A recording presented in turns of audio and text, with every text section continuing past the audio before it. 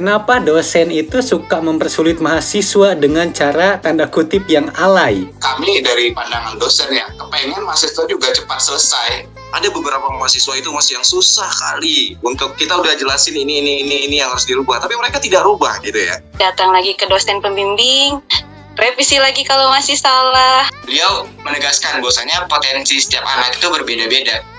Kenapa sebagian dosen itu kok mendadak sulit ditemui ketika masa skripsian? Kita akan dengarkan pendapat narasumber hari ini mengenai salah satu isu yang sedang ramai, yaitu Bapak Nadiem Makarim atau biasa orang sebut Mas Menteri ini, Menteri Pendidikan kita, itu mengumumkan bahwa skripsi akan dihapus atau digantikan skemanya dengan beberapa metode lainnya yang akan kita jelaskan di depan. Nah, ini dia beberapa metode yang disebutkan Mas Menteri ya, ada 3. Yang pertama itu ada prototype, ada proyek, dan juga tugas lainnya. Nah, mungkin ininya nanti akan saya tampilkan di video ya untuk penjelasannya. Bagi teman-teman yang mau melihatnya, nanti juga bisa lihat atau di skip dulu video ini dan dibaca. Hal-hal apa saja sih yang termasuk ke dalam prototype, lalu apa yang proyek, dan tugas lainnya. Nah, sekarang saya ingin masuk dulu ke Bapak dosen ya. Menurut bapak-bapak di sini, apakah penghapusan atau pergantian skema skripsi ini relevan? Boleh dari Pak Gilang dulu deh. Baik, izin menjawab, Mas Riza, Pak Frianto. Kebetulan Pak Frianto ini dosen saya juga. Wow. Riza. Jadi kalau saya pribadi ya Mas ya, untuk penghapusan itu sebenarnya kurang tepat ya Mas ya. Kalau pergantian itu sih oke bagi saya, atau ada alternatif lain bagi mahasiswa ini untuk jalur lulus mereka. Kalau dulu jalur lulusnya satu-satunya adalah harus skripsi gitu kan. Kalau sekarang ada beberapa yang bisa dipilih seperti prototype, proyek, atau bentuk tugas lainnya gitu kan. Dan disesuaikan juga dengan bidang ilmu mereka masing-masing.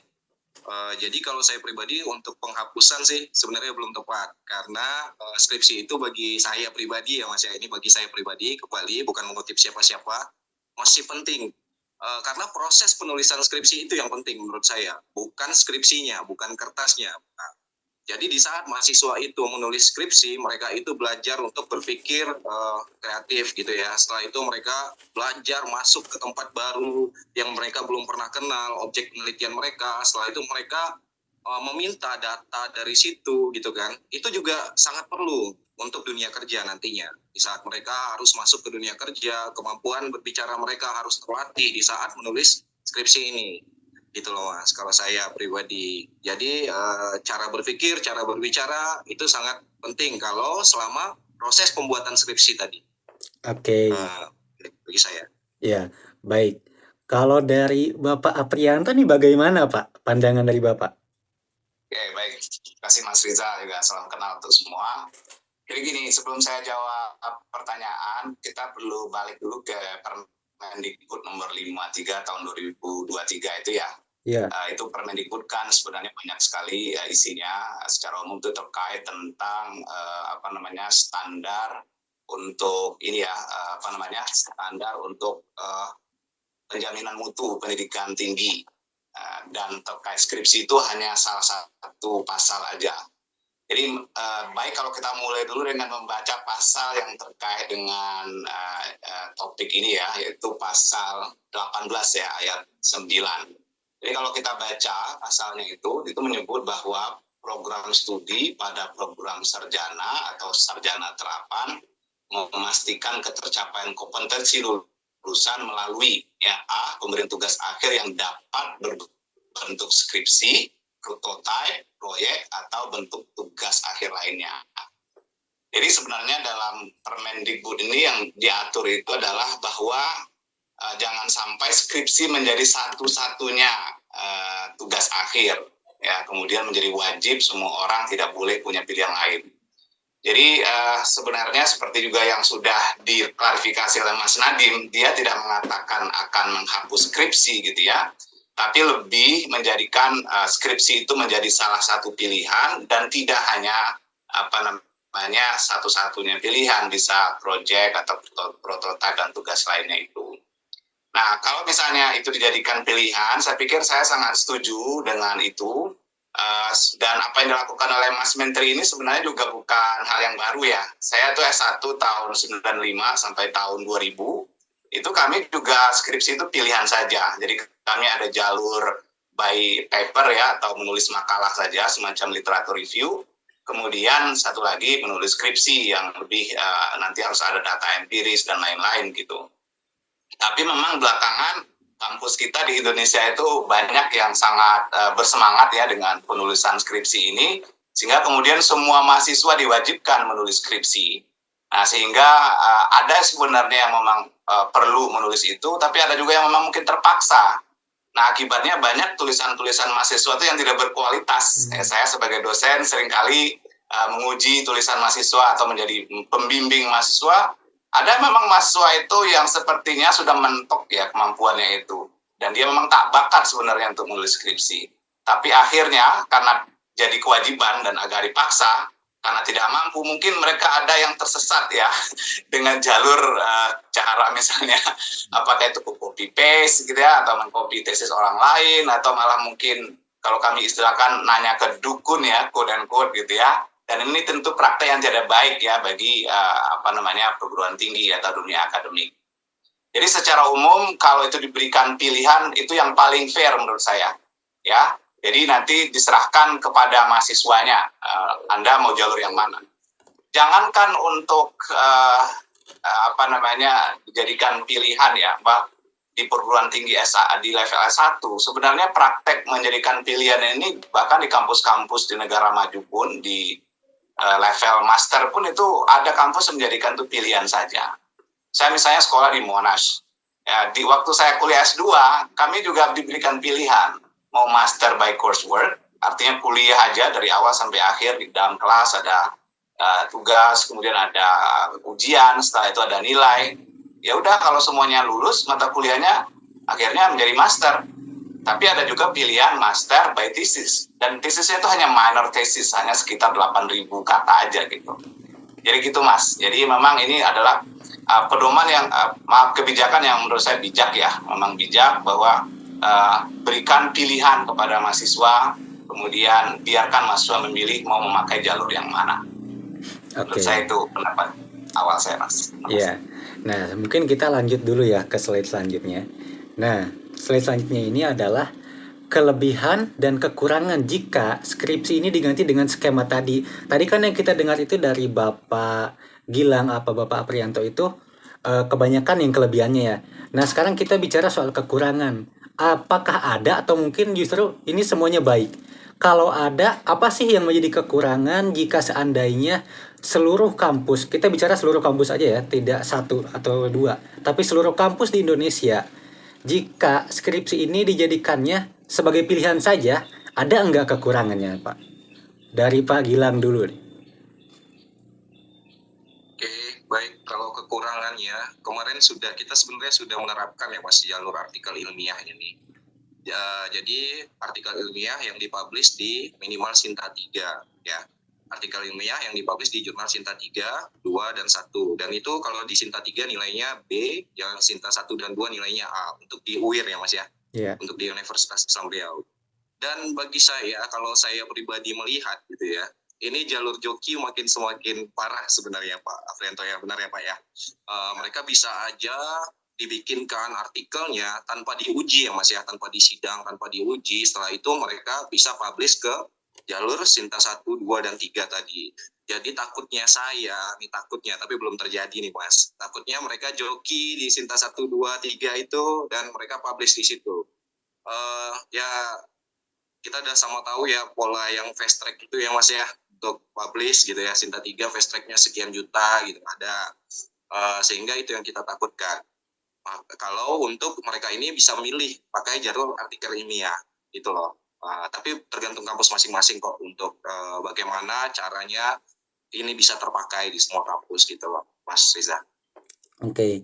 Jadi kalau ditarik kesimpulannya, kekurangannya itu berarti memunculkan atau kemungkinan mahasiswa ini menggunakan jalur joki ya akan semakin besar. Jadi dibikinkan artikelnya, setelah itu dia publish juga dia dengan jalurnya sendiri karena tanpa bimbingan dan tanpa sidang itu Mas. Kalau artikel di tempat kami untuk Sinta 1, 2, dan 3. Oke. Jadi bahaya sebenarnya. Kita nggak tahu jadinya kompetensi mereka sejauh apa gitu kan, karena tidak melewati sidang juga. Bagaimana kemampuan mereka berbicara juga kita nggak tahu Mas. Ya kan, karena mereka langsung lulus saja. Begitu artikelnya sudah publish, mereka langsung lulus. Gitu loh. Oke. Kalau dari Pak Aprianto nih bagaimana Pak? Ada nggak kekurangan yang Bapak lihat? Ya, balik lagi ke konsep di Permendikbud itu ya, kalau misalnya ada beberapa pilihan, dan kemudian di sana ada pilihan skripsi, prototipe, proyek, tugas lainnya, dan tentu itu kemudian diserahkan kepada mahasiswa untuk memilihnya. Kalau misalnya mahasiswa mayoritas pilihnya prototipe aja atau proyek aja, nggak ada yang mau nulis skripsi lagi misalkan. Nah ini tentu juga agak sedikit mengkhawatirkan ya, karena kan kalau kampus akademik ya, universitas itu kan harapannya itu bisa melahirkan para ilmuwan gitu. Nah menulis skripsi sebenarnya adalah latihan untuk menjadi novice researcher ya, atau peneliti pemula. Dari proses menulis skripsi itu ada latihan bagi mahasiswa, misalnya bagaimana memikirkan ya problem atau fenomena atau masalah yang terjadi di masyarakat. Kemudian mereka mencoba mencari tahu masalahnya secara sistematis ya. Kemudian mereka mengkaji masalah itu, mengumpulkan data sampai kemudian nanti mengambil kesimpulan secara sistematis. Ini kan adalah proses yang terjadi biasanya saat kita menulis skripsi. Termasuk kemampuan berkomunikasi secara tertulis ya. Karena kan yang namanya skripsi itu kan harus tertulis. Dan tulisan akademik itu satu skill yang sangat penting sebenarnya harus dimiliki oleh para akademisi ya, kalau kalangan intelektual yang juga ilmuwan gitu. Ya, dan tentu di masa depan masalah kita ini akan semakin kompleks ya. Kita memerlukan orang-orang yang tidak hanya bisa berpikir secara praktis ya atau pragmatis, tapi juga orang-orang yang bisa berpikir secara sistematis. Kekhawatiran saya kita akan kekurangan ya para ilmuwan di masa depan. Ya, tapi sebaliknya tentu ya ini jangan juga sekali lagi diwajibkan ya, karena tidak semua orang tertarik di jalur itu gitu. Nah, jadi kalau kekurangan itu sih salah satu kekurangan saya Mas ya. Kita masih sangat memerlukan ya para ilmuwan yang nanti bisa mencari solusi dari permasalahan kehidupan kita yang tak akan pernah habis gitu. Oke. Dari pembahasan kita dari awal hingga saat ini muncullah sebuah pertanyaan. Nah, nanti pertanyaan yang ketiga ini Bapak Gilang dan Aprianto tidak perlu menjelaskan penjelasannya, tapi cukup jawab dengan satu kata. Setuju atau tidak dengan keputusan Mas Menteri ini? Yang Setuju tadi. ya? Setuju. Ya, Setuju. Oke, setuju. Nah, sekarang kita lanjut ke kelulusan universitas. Di mana di sini ada Kak Siti Badriah Ertiagandi SPD. Nah, Kak boleh dong diceritakan ada nggak momen paling berkesan ketika menyusun skripsi? Nah, ini bisa jadi gambaran juga nih bagi teman-teman yang mungkin mahasiswa baru atau mungkin pertengahan atau akhir juga nih. Gambaran dari seseorang yang sudah melewati proses skripsi, momen seperti apa sih yang paling berkesan bagi kakak? Baik Kak, sebelumnya terima kasih atas waktunya. Jadi alhamdulillah ya kemarin itu tepatnya 2 bulan yang lalu saya sudah dinyatakan lulus dari perguruan tinggi IKIP Siliwangi dengan jalur skripsi ini. Alhamdulillah sekali banyak sebetulnya momen-momen berharga, momen-momen berkesan ketika menulis skripsi. Lelahnya, materinya, sampai hampir sakit juga gara-gara menulis skripsi karena sering bergadang. Kemudian ketika di kampus banyak revisinya dari ibu pembimbing dan bapak pembimbing. Tapi itu merupakan momen yang berharga bagi saya karena dari situ banyak pelajaran yang bisa saya petik. Di antaranya tadi seperti bapak-bapak yang sudah jelaskan di awal bahwa dalam menulis skripsi itu memang perlu ilmu penulisan yang benar-benar ilmiah dalam skripsi itu ya. Misalnya dalam cara pengutipan. Ketika saya salah cara mengutip saya nanti akan diperbaiki oleh dosen pembimbing saya. Sehingga nanti ketika saya memperbaiki lagi, datang lagi ke dosen pembimbing, revisi lagi kalau masih salah. Kemudian selain itu, lelahnya ketika menemui ibu yang tidak ada di kampus, bapak yang tidak bisa ditemui, jangankan untuk ditemui, membalas pesan singkat saja sulit gitu ya Bapak. Tapi alhamdulillah sekali momen-momen yang berkesannya itu sudah terbayar lunas dengan kemarin sidang yang sudah terlaksana dan sudah dinyatakan lulus. Mungkin momennya banyak sekali pelajaran lah ya Bapak. Akhirnya saya bisa menulis skripsi sampai selesai dan tidak menggunakan jasa skripsi gitu. Oke. Selamat. Nah, selanjutnya nih, Kak Siti. Menurut Kak Siti, pentingkah atau seberapa penting sih skripsi ini dalam proses perkuliahan? Menurut saya penting, karena itu tadi saya bisa jadi penulis yang baik. Selain itu, public speaking juga menjadi terlatih karena ketika berhadapan dengan dosen pun saya tidak hanya menyetorkan hasil tulisan saya gitu ya Kak. Selain itu saya juga harus menjelaskan isi dari skripsi saya. Misalnya ada yang saya kutip, ibu atau bapak pembimbing bertanya, ini apa? Coba jelaskan. Nah di situ public speaking saya menjadi lebih terasah lagi dari yang tadinya hanya diam, hanya menulis saja.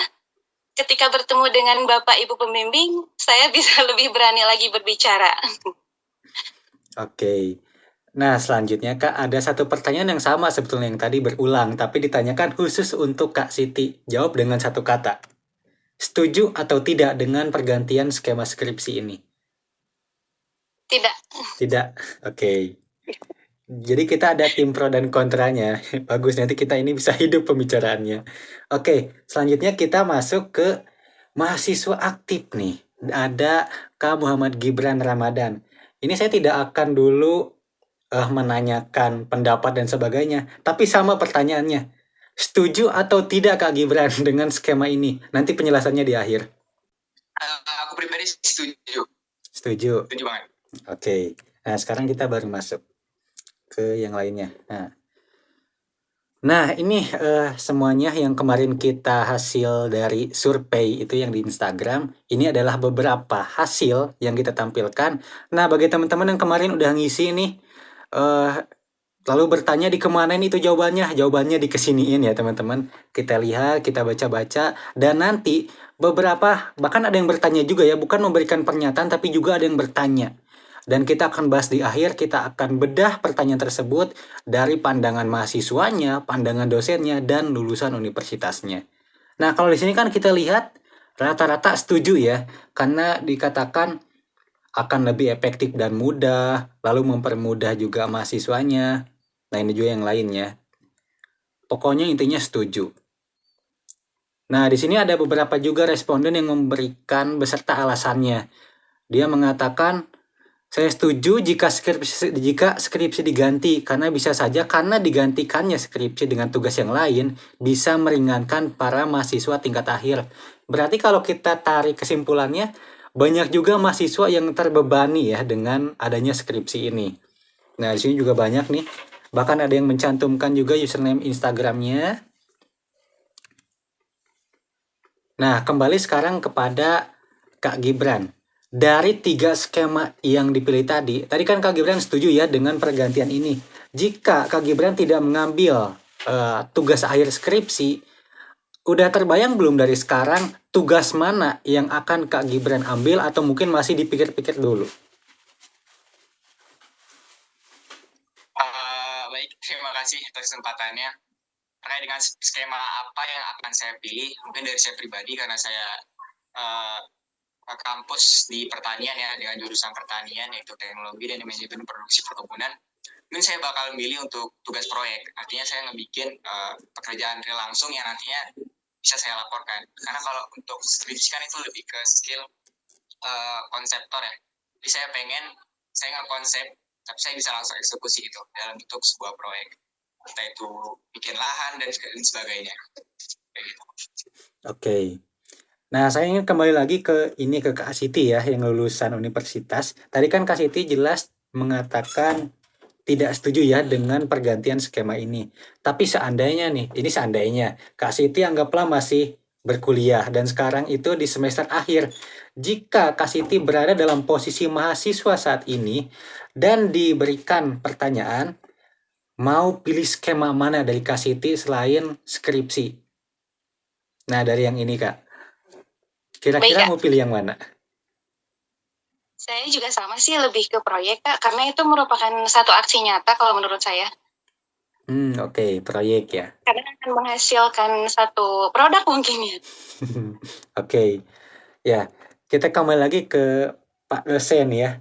Nah Pak, saya ingin mendengarkan pandangan dari Bapak Gilang dan juga Bapak Aprianto, kenapa Menteri Pendidikan kita terpikir untuk membuat kebijakan ini dari sudut pandang dosen. Kalau kita lihat kan di internet itu yang tercatat karena untuk supaya relevan lah dengan zaman sekarang dan juga mempermudah dan juga tidak menjadikan sebuah beban.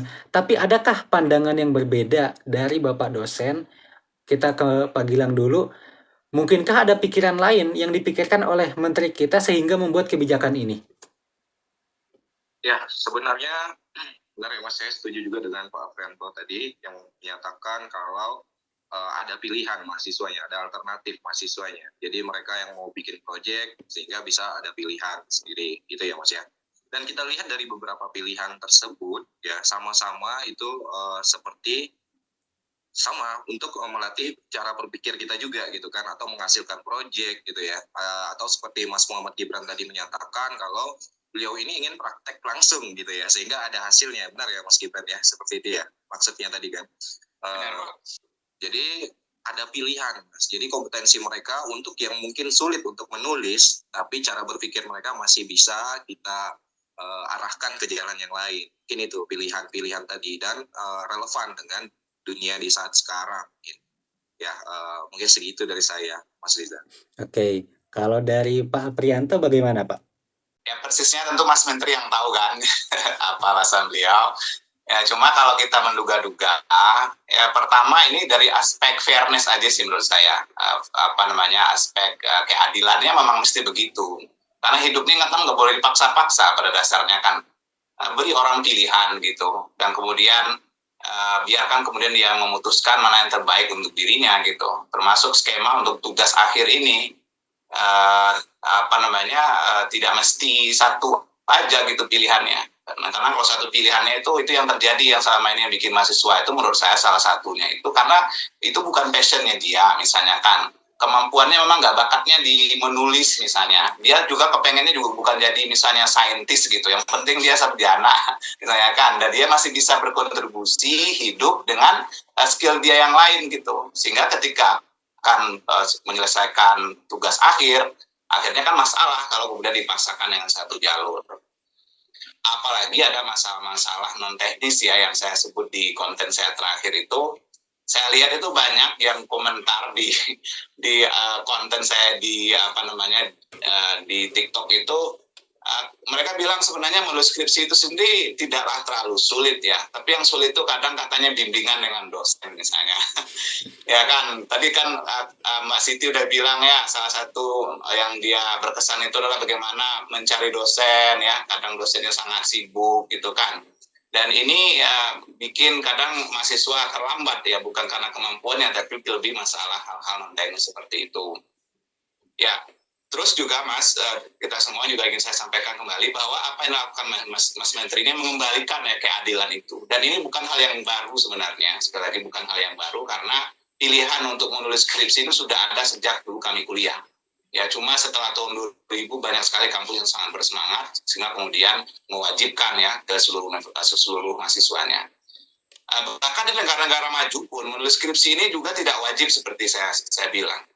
Balik lagi ke kampus saya di Monash ya, masuk S1-nya tuh nggak ada tesis itu, nggak ada skripsi, mereka sebut tesis ya dari S1 sampai S3 itu kalau di Australia. Nggak ada kewajiban untuk menulis ilmiah dalam bentuk skripsi itu. Mulai adanya itu bahkan di S2, dan S2 itu pun optional gitu. Jadi you can go with master by coursework atau master by minor thesis. Tapi kalau memang benar-benar yang mau jadi ilmuwan, jadi saintis yang memang menguasai penelitian, ada namanya master by research gitu. Dan itu yang paling fair menurut saya. Dan saya pikir Mas Menteri udah on the right track. Nah sekarang dikembalikan kan ke universitas. Silakan dipikirkan lebih teknis mana yang terbaik untuk prodi masing-masing.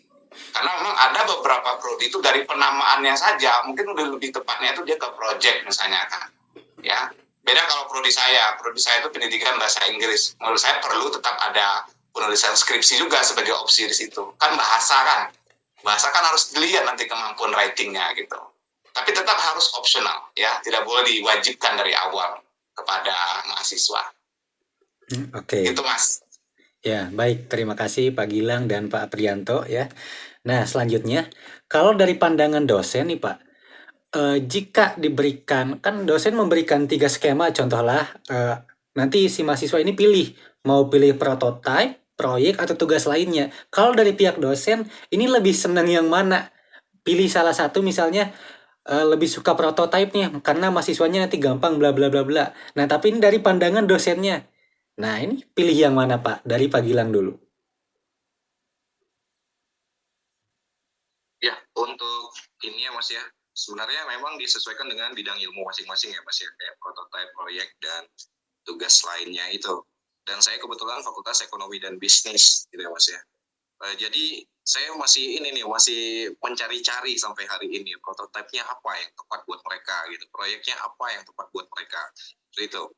Mungkin bikin CV, setelah itu setelah atau bikin PT gitu kan. Jadi kan masih bingung nih kita, proyeknya apa gitu ya. Kewirausahaan, sampai mana penilaian kewirausahaan mereka yang dinyatakan nantinya lulusnya seperti itu. Karena kami belum ini Mas, belum merumuskan ini sampai sekarang ya. Dari berita itu dikeluarkan sampai hari ini belum dirumuskan. Tapi yang sudah kita pakai dari tahun 2021 adalah artikel ilmiah yang diterbitkan di jurnal Sinta 123 tadi. Kalau saya disuruh ngasih masukan ke mahasiswa gitu ya, kalau untuk artikel ilmiah, saya pasti bicarakan sekian biaya yang harus mereka keluarkan untuk publish, dan apa saja yang akan mereka, yang susahnya di bagian mana untuk bikin artikel gitu ya. Saya sampaikan ke mahasiswa saya Mas, yang dekat sama saya, yang datang ke saya, yang mau nanyakan ini ke saya, pasti saya sampaikan satu persatu apa kelebihannya masing-masing dan kekurangannya masing-masing. Dan jika skripsi, memang dari dulu urusan dari kampus ke kampus, dan saya juga kuliah ya Mas ya, layanan dari bimbingan kita yang sangat luar biasa. Di chat kadang dosennya marah gitu ya, sehingga itu melatih mental saya, mental juga gitu, bukan hanya melatih pemikiran tapi mental juga. Bagaimana cara kita masuk ke beliau, bagaimana cara beliau bisa menerima kita gitu kan, dan menyiapkan waktu untuk kita. Dan itu kelemahan dari skripsi tadi. Ini bukan dari saya yang Mas ya, tapi berdasarkan dari yang kita tanya di kampus. Kamu skripsi gimana? Kita juga melakukan survei di kampus gitu ya. Pak, pembimbing saya nggak pernah mau saya jumpai gitu. Ada, yang pasti ada ya seperti itu. Di beberapa kampus pun pasti ada. Saya juga alumni dari Undri ya Pak ya dulunya, dan itu ada di semua kampus gitu ya. Dan Mbak tadi juga, Pak Siti juga menyatakan ada di kampus Mbak yang dosen seperti itu. Di chatting dia marah gitu ya. Mungkin itu untuk persiapan di kampus, perbaikilah bimbingan layanannya gitu kan. Bagaimana layanan pembimbing tadi terhadap mahasiswanya.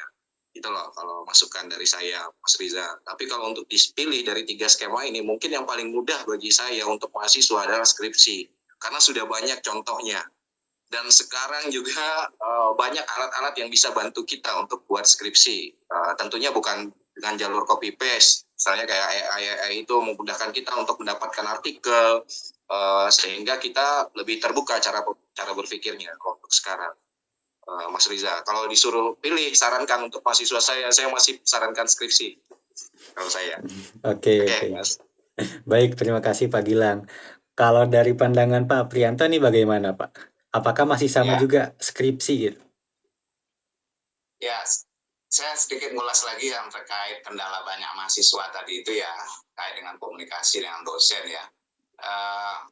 Ya itu fenomena, dan itu kadang kan saya juga dosen ya, kadang juga saya nggak bisa sempat langsung membalas chat mahasiswa ini ya, karena dengan sosial media kan mahasiswa dengan mudah menghubungi kita dengan berbagai macam platform ya.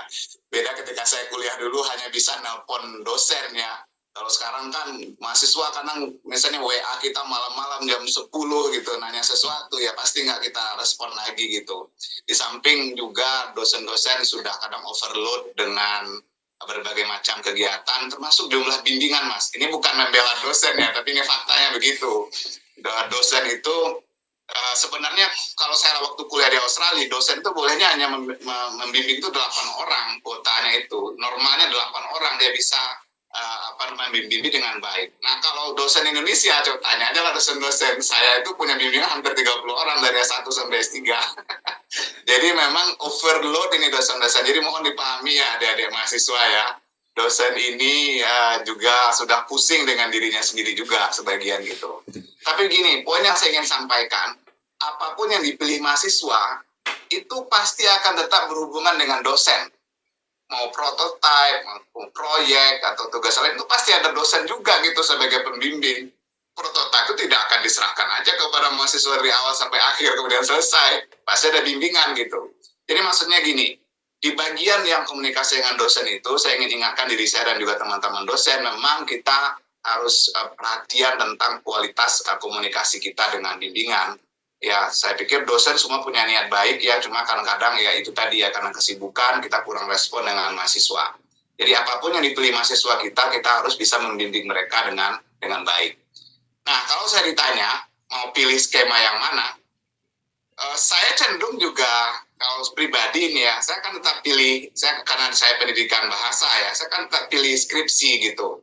Kenapa? Karena bagi saya penulisan skripsi ini memberikan pembelajaran banyak hal ya, terutama dalam hal itu tadi ya, kemampuan berkomunikasi baik lisan maupun tulisan, kemudian ya kemampuan menganalisis masalah ya, kemampuan berpikir kritis ya, kemampuan kemudian mempertahankan pandangan gitu ya, termasuk juga kemampuan bagaimana membaca literatur terkini tentang topik-topik yang kita bahas gitu. Nah, apalagi kalau saya itu cenderungnya seorang akademisi ya, saya punya cita-cita setelah S1 tuh mau S2, kemudian mau jadi dosen, jadi peneliti, jalurnya itu menurut saya memang pasnya di skripsi gitu. Tapi pada akhirnya itu kan kembali ke individu mahasiswanya kan, nanti dia cita-citanya mau kemana gitu. Tapi saya lebih cenderung ke skripsi. Oke, demikian. Baik, terima kasih Pak. Sekarang kita akan masuk ke dalam segmen apa kata netizen, yaitu kita akan menjawab nih pertanyaan dari orang-orang yang diberikan kepada narasumber hari ini. Nah, pertanyaan apa itu? Nah, pertanyaan pertama, ini berhubungan dengan yang tadi Pak. Kenapa dosen itu suka mempersulit mahasiswa dengan cara tanda kutip yang alay? Sok ngartis, padahal bisa langsung katakan kurangnya tuh ini, nggak usah loncat sana sini. Mungkin ini penjelasannya bertele-tele ya yang dari dosennya itu, kamu salahnya yang ini, minggu depan salahnya yang itu juga salah lagi. Nah ini mau dari siapa dulu nih Pak? Boleh mau dari Pak Prianto dulu, apa Pak Gilang dulu? Menjawab atau apapun itulah. Ya, biar saya komen ya. Ini tentu ini pengalaman pribadi yang bersangkutan ya. Kita juga nggak tahu dosen yang mana yang beliau sebut. Tapi saya pastikan tidak semua dosen kayak gini gitu. Dan banyak yang tidak gini. Kalaupun ada itu minoritas aja saya pikir. Karena kami dari pandangan dosen ya, kepengen mahasiswa juga cepat selesai. Kenapa? Karena kalau mahasiswa itu lama-lama, pertama tuh membebani kami sendiri. Misalnya jumlah bimbingan nggak kurang-kurang jadinya kan. Akan selalu ada orang yang akan memberikan pressure setiap minggu nanyain Pak gimana skripsi saya gitu ya kan. Jadi kalau dosennya dari pandang dosen normalnya dosen itu kepengen mahasiswa cepat selesai. Dan kemudian kalau mahasiswanya cepat lama selesai juga itu berpengaruh terhadap prodi sendiri karena nanti prodi kan akan ada akreditasi. Jadi akreditasi itu salah satu yang dinilai itu adalah rata-rata seberapa tahun mahasiswanya tamat gitu. Jadi makin cepat mahasiswa tamat, misalnya kalau rata-rata yang 3,5 tahun tamat itu tinggi, itu nilai akreditasinya di bagian itu akan tinggi gitu Mas. Jadi nggak ada tuh dosen ceritanya kepengen melama-lamakan mahasiswa kalau dosennya normal gitu. Jadi yang lainnya saya nggak tahu konteksnya apa. Oke. Kalau dari Pak Gilang Pak, bagaimana nih? Adakah tanggapan dari Bapak? Ada ya Mas. Jadi kalau saya itu bimbingannya paperless ya Mas ya. Mereka saya suruh bawa laptop dan saya suruh perbaiki di tempat. Kalau permasalahannya itu masih minor gitu ya. Karena hemat kertas juga ya. Mbak dulu habis berapa untuk revisi Mbak? Banyak ya. Banyak. Banyak. Jadi Lari mah kayaknya. dan juga saya di situ untuk melatih mereka biar kita tahu mereka itu tanpa joki mas gitu ya. Sehingga saya suruh perbaiki langsung di sini, saya tungguin nanti 1 jam atau 1,5 jam, saya tinggalin, saya ke kelas, saya udah balik lagi, setelah itu saya lihat. Tapi karena di sini juga karena bimbingan saya masih sedikit, masih 13 orang ya Pak Prianto, dan itu ya 1 aja masih. Setelah itu tujuan saya juga, saya ngasih tahu mereka apa saja yang harus diperbaiki gitu ya, dengan jelas poin-poinnya ini segala macam. Jadi nggak alay lah saya mas ya, belum alay lah saya. Karena benar kata Pak Aprianto, begitu kita menunda 1 orang mas, 1 orang lagi masuk lagi, atau 3 orang yang masuk lagi mas, sehingga telat kita. Jadi saya bisa buat kayak 3 kali bimbingan, 4 kali bimbingan, itu udah bisa seminar gitu, seminar proposal gitu ya. Karena bidang ilmu saya juga ya mudah lah mas, masih mudah lah untuk skripsinya. Kalau Pak Aprianto bidang ilmunya pasti lebih luar biasa, karena penulisannya juga ini ya Pak ya, harus dilihat typo-nya benar-benar, karena bahasa Inggris ya Pak ya. Nah, kalau di saya masih aman kok mas, di Fakultas Ekonomi dan Bisnis masih oke lah. Saya manajemen kan, saya juga di manajemen bidang ilmunya. Jadi saya kasih tuh yang biasa salah mereka indikator ini segala macam, saya suruh cari indikatornya dan rubah sekarang. Setelah itu baru kita ACC aja mas. Kalau bisa 2 kali bimbingan udah bisa seminar proposal. Itulah. Jadi mungkin tergantung dosennya lah gitu ya, tergantung pembimbingnya nih. Nggak semua kayak gitu. Nah, dan saya belajar itu karena waktu S2 saya juga seperti itu bimbingannya mas. Saya dikasih tahu apa yang harus dirubah, sehingga lebih mudah saya untuk merubahnya. Kalau di S1 waktu itu sempat seperti itu, rubah ini. Setelah saya rubah, ternyata bukan itu yang disuruh rubah gitu ya, maksud dari pernyataan. Iya, ini ya, sepertinya itu. dari netizen ya. Ya, izin mas saya mau nambahin. Dari Ya, S2 itu. Ya boleh Pak. Ya, jadi yang terkait paperless sama, saya juga paperless, apalagi sejak pandemi itu ya. Jadi kalau misalnya dulu ketika pandemi, sebagian dosen dan mahasiswa agak khawatir bagaimana bimbingan, saya tidak ada masalah sama sekali gitu, malah lebih efektif. Karena misalnya kalau menggunakan track changes misalnya di Word itu kadang malah saya yang mengetikkan kalimatnya gitu, memperbaiki, mahasiswa tinggal accept changes gitu. Ya gitu kan, untuk membantu juga tadi ininya ya, poinnya gitu. Jadi kita tidak ada intensi untuk mempersulit itu ya, mempersulit mahasiswa itu nggak ada intensi sama sekali. Tapi bahwa kita sangat sibuk, iya. Kadang-kadang nggak balas chat tuh iya, jangankan balas chat mahasiswa, balas chat istri ya kadang terlambat gitu. Jadi mohon dipahami ya mahasiswa, kalau balas chat kalian terlambat juga gitu. Setuju Pak, kerimpit ya Pak ya, keimpit ya Pak ya. Ya, apalagi pakai WhatsApp kan, dia WA pagi, malam tuh udah banyak tuh WA yang lain-lain gitu, dan tidak semua bisa kita buka kan.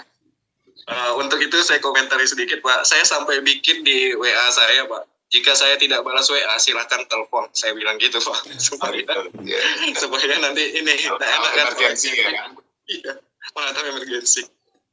Benar Mas, kesibukannya luar biasa Mas, akreditas juga kita semuanya kita.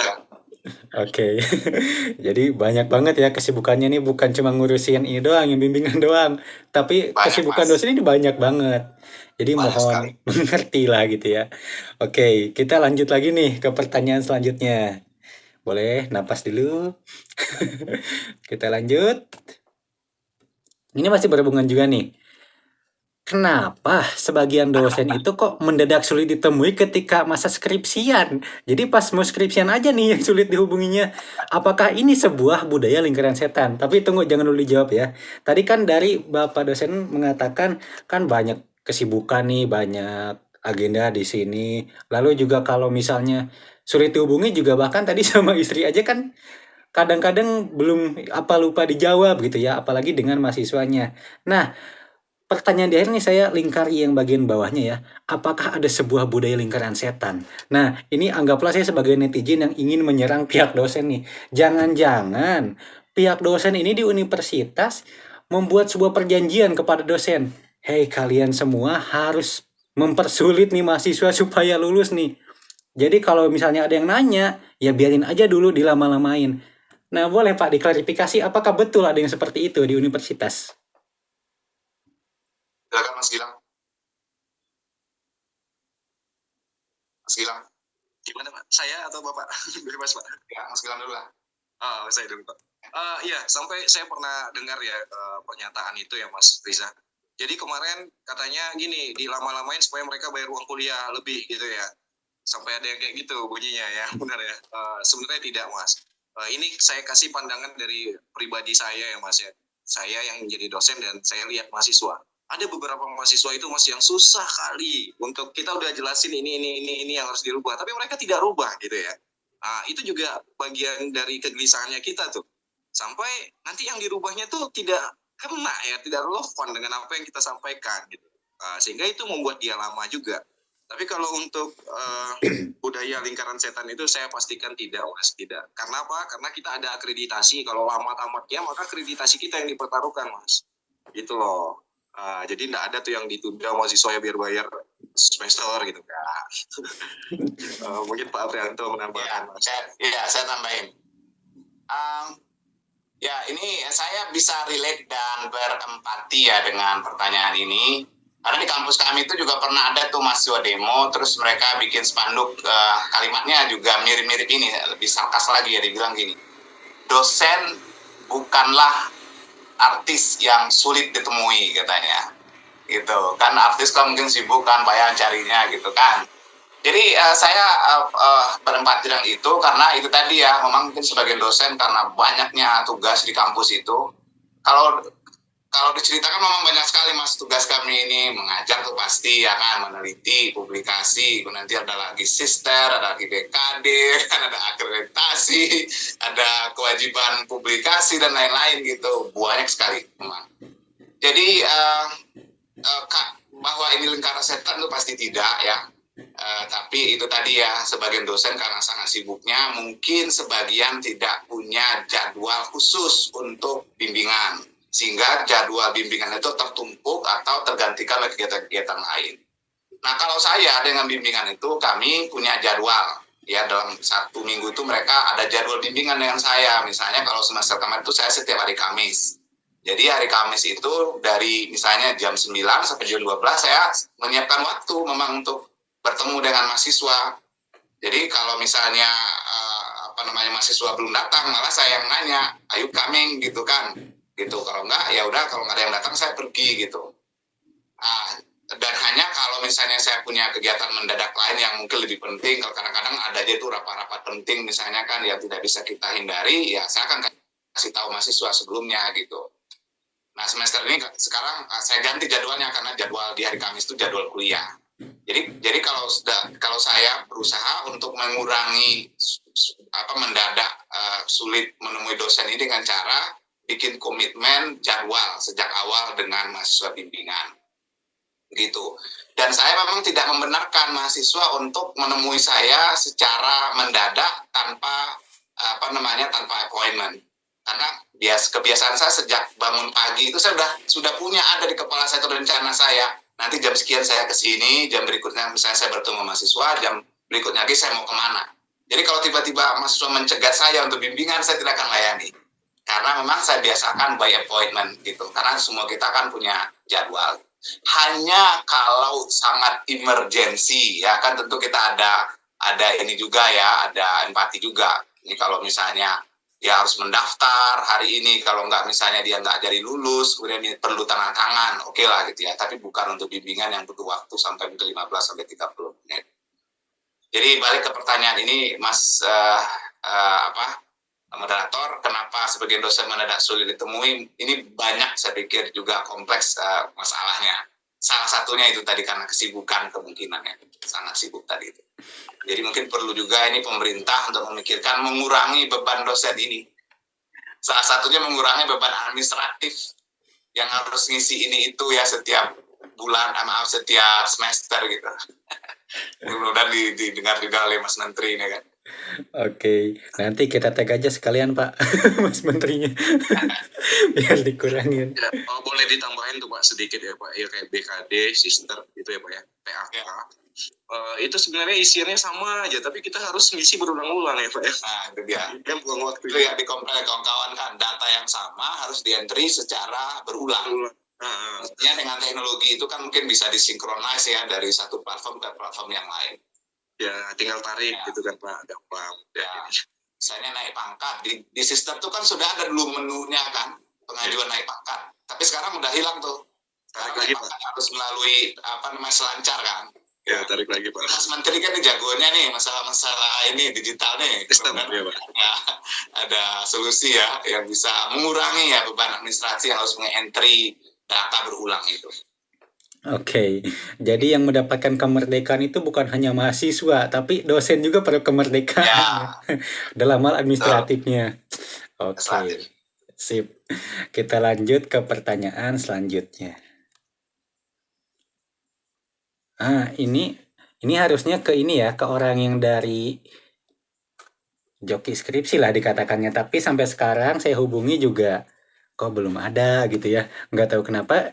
Dari awal nih, dari saya sebelum menghubungi bapak-bapak di sini dan narasumber yang lainnya, sudah menghubungi 6 penyedia jasa skripsi. Tapi hanya 3 yang merespon dan mengatakan yang siap itu hanya 2. Tapi hingga saat ini dua-duanya tidak ada yang hadir juga. Sekarang saya hubungi nggak tahu kemana.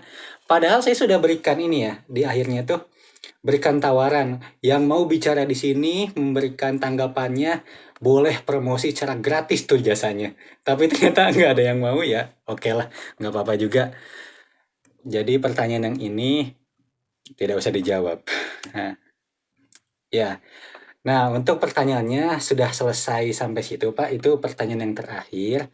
Nah, kita balik lagi ke Kak Siti nih. Boleh dong, Kak, diberikan closing statement kepada mahasiswa yang sekarang sedang berjuang menyelesaikan pendidikannya. Apakah berikan semangat kah atau apa? Oke Kak, terima kasih. Buat teman-teman yang sekarang masih berjuang dengan skripsinya, jangan takut, jangan nyerah. Lama-lama akan juga menemukan titik terang, karena skripsi itu nggak sehoror yang dibayangkan. Bukan momok yang terlalu menakutkan juga, karena pada kenyataannya bukan skripsinya yang sulit. Bapak-bapak dosen mohon maaf ya, karena memang kenyataannya dosennya yang kadang-kadang memang sulit ditemui, meskipun tadi bapak-bapak juga sudah menjelaskan bahwa tidak semua dosen seperti itu, tapi memang yang saya lihat dan yang pernah saya rasakan, itu tuh sudah terjadwal, jadwal kita bimbingan hari ini ya, ternyata begitu dihubungi, tidak ada membalas, kemudian begitu didatangi langsung ke kampus, tiba-tiba mengucapkan, mohon maaf saya sedang sibuk gitu. Kan saya yang udah jauh-jauh, ya ampun kata saya udah jauh-jauh, buang tenaga, buang ongkos, nggak hanya sih, karena itu merupakan satu bentuk perjuangan juga, menjadikan saya lebih kuat, saya lebih, oke, aku mau berjuang nih, aku mau sampai di mana nih dosen ini gak mau menemui saya gitu. Ternyata alhamdulillah bisa luluh juga, dan memang itu merupakan satu bentuk perjuangan saya, karena memang jika tidak melewati sulit itu nggak manis skripsinya gitu loh bapak-bapak. Jadi untuk adik-adik, untuk adik mahasiswa, Kak Gibran ya, Muhammad Gibran, jangan takut, jangan tidak setuju jangan setuju skripsi itu dihapuskan. Menurut saya justru skripsi itu penting ya, karena mahasiswa tanpa skripsi itu kalau menurut saya yang lulusnya jalur skripsi itu jadi terasa hampa gitu, karena dari skripsi itu sendiri melatih saya berpikir berkembang. Salah satu faktor pembeda juga kalau menurut saya antara mahasiswa dan SMA, karena SMA kan tidak membuat skripsi ya bapak-bapak. Hanya mahasiswa saja yang membuat skripsi. Selain itu, skripsi juga mengajarkan banyak hal, dari cara penulisan yang benar, cara menulis ilmiah yang benar, kemudian kemampuan menjelaskan kita kepada dosen bagaimana, cara kita menghubungi dosen agar bisa diterima dengan baik bagaimana, karena tidak bisa seenaknya juga kita menghubungi dosen, tidak seperti menghubungi teman-teman, justru harus dengan sopan santun gitu ya bapak-bapak. Mungkin itu aja. Oke, baik. Terima kasih Kak Siti telah memberikan closing statement-nya. Sekarang dari Kak Gibran juga nih, boleh menyampaikan sepatah dua kata atau mungkin mau menyemangati teman-temannya atau bahkan diri sendiri. Saya harus kuat dan sebagainya. Boleh dari Kak Gibran. Oke. Sebenarnya aku mau memperjelas bahwasanya aku masih maba, jadi belum tahu lah gimana kerasa dunia perkuliahan. Cuman mungkin aku bakal negasin ulang terkait dengan 3 poin sebelum aku menyampaikan beberapa pernyataan. Itu poin pertama, bahwasanya skripsi ini nggak dihapus, melainkan dari pemerintah sendiri itu memberikan hak otonom kepada pihak kampus, yang mana skripsi ini tidak menjadi hal wajib untuk syarat lulus, karena ada beberapa opsi lain yang memang bisa disesuaikan dengan prodi masing-masing. Karena aku lihat di media-media saat ini tuh banyak sekali media yang kurang bertanggung jawab, yang pakai kata skripsi dihapus ini sebagai hook. Dan ada juga beberapa media yang nge-post statement Pak Nadiem yang mana itu nggak statement full, yang membuat banyak opini publik itu yang salah paham terkait hal ini. Nah, kemudian yang kedua, sebenarnya terkait dengan tidak diwajibkan skripsi ini tuh udah banyak diterapkan oleh kampus-kampus, dan itu udah jauh sebelumnya. Cuman nggak tahu kenapa baru booming saat ini ya. Mungkin karena ada momok bahwasanya skripsi itu akan dihapus, karena skripsi itu dijadikan momok yang menakutkan, mungkin seperti itu. Nah, kemudian untuk yang ketiga, terkait dengan teman-teman mahasiswa jangan sampai salah mindsetnya, karena ada muncul statement bahwasanya skripsi itu akan dihapuskan, padahal sebenarnya enggak, digantikan dengan tugas yang lain. Itu menjadikan teman-teman mahasiswa yang khususnya maba nih, menjadi kayak menganggap enteng gitu, menganggap remeh. Kayak tadi ada teman yang komen, makin mudah dong lulusnya kalau gak ada skripsi gitu. Padahal sebenarnya nggak gitu. Khawatirnya nih, kalau dari awal mindsetnya udah salah, menganggap karena skripsi ini tidak diwajibkan kembali, membuat mahasiswa itu lulusnya lebih gampang, itu membuat mahasiswanya jadi dari awal itu udah malas belajar gitu, udah gak giat lagi, karena udah nganggap enteng dari awal. Jadi ya tetap semangat belajar. Sebenarnya tujuan dari pemerintah membuat regulasi ini kan juga untuk mengembangkan potensi dari masing-masing anak. Karena kalau kita tarik jauh nih dari awal programnya ataupun produknya Pak Nadiem terkait dengan kampus Merdeka, Merdeka Belajar, beliau menegaskan bahwasanya potensi setiap anak itu berbeda-beda. Dan kita nggak bisa maksa. Kita maksa kera untuk bisa berenang dan jago berenang. Kita nggak bisa maksa burung untuk bisa berlari dan jago berlari kan. Semua orang kan punya potensi yang masing-masing. Dan dengan program ini itu menjawab baik itu kebutuhan industri maupun juga kebutuhan universitas. Industri yang mempertanyakan kenapa universitas nggak bisa menyediakan sumber daya manusia yang dibutuhkan. Nah, kampus juga mempertanyakan nih, kenapa industri tidak bisa menyediakan lapangan pekerjaan bagi lulusan kami. Nah, dengan solusi ini kan menjawab, karena potensi setiap orang beda-beda, dan divisi di industri itu kan juga berbeda-beda. Ada divisi yang membutuhkan keterampilan teknis, ada divisi yang membutuhkan konseptor, dan setiap orang kan berbeda juga kapasitasnya di mana dan kemampuannya seperti apa, seperti itu. Dan ini juga akan menjadi potensi sih atas perkembangan di dunia pendidikan kita, atas inovasi-inovasinya Pak Nadiem. Ya, aku apresiasi sih dengan segala usaha Pak Nadiem yang bisa ngasih gebrakan baru. Dan ini juga membuatku jadi semakin optimis. Bahwasanya Pak Nadiem ini udah bisa mencontohkan sebagai representasi generasi muda yang memberikan banyak inovasi. Dan aku optimis bahwasanya ketika nantinya generasi-generasi muda yang saat ini dikasih tempat untuk mengambil kebijakan, akan ada lagi inovasi-inovasi luar biasa yang menghantarkan negara kita menuju bonus demografi yang kita angan-angankan seperti itu. Intinya tetap semangat teman-teman belajarnya, jangan anggap enteng, kejar cita-cita teman-teman.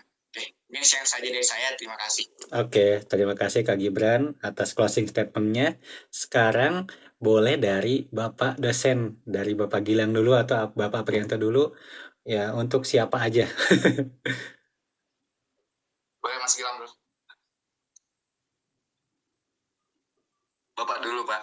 Bapak saja. Bapak aja dulu. Mas Gilang lah, Mas Gilang. Ayo siapa? Yang senior terakhir. Oh, senior terakhir, benar. Save the best for the last ya, Pak ya. Oke, baik. Untuk ini saya sampaikan closing statement-nya untuk mahasiswa ya, Mas ya. Iya. Enggak, Ya. bebas gimana Bapak sih? Mau siapa pun Bebas, targetnya. bebas. Iya. Kalau saya sampaikan untuk mahasiswa, mungkin ya dengan pilihan ini, memang kita tekankan lagi, sebenarnya skripsi itu bukan dihapus, tapi diberikan beberapa alternatif lainnya yang bisa dipilih oleh mahasiswa nantinya. Mati ya? Iya. Lanjut aja nih. Ya emang sengaja. Oh iya. Jadi mahasiswa itu diminta supaya dia tahu dirinya dulu, keahliannya atau kehandalannya atau ketertarikannya di bidang apa, sehingga mereka bisa menentukan nantinya mau pilih jalur yang mana untuk lulus. seperti kata Mas Muhammad Gibran tadi ya, monyet dipaksa ngapain Mas? Lari ya, berenang ya. Sehingga kita itu ya Mas ya, kenapa seluruh mata kuliah itu diberikan banyak gitu. Tujuannya supaya kita tahu kita itu tertariknya di bidang apa, dan supaya kita tahu juga kita tuh hebatnya nanti atau expertnya di bidang apa. Nah, itu tujuannya diberikan mata kuliah sebanyak itu, supaya kita tahu apa kompetensi diri kita dan di mana ketertarikan kita, dan itulah tujuannya. Dan apa yang menjadi ketertarikan kalian, maka kuasailah bidang tersebut. Kalau untuk mahasiswa sama seperti tugas akhirnya tadi, apa yang menjadi ketertarikan kalian, silahkan pilih itu gitu ya. Baik, mungkin segitu aja dari saya Mas Riza, dan akan ditambahkan oleh Pak Prianto. Silakan Pak. Oke, senior ya ini di akhir. Ya, bagaimana Pak?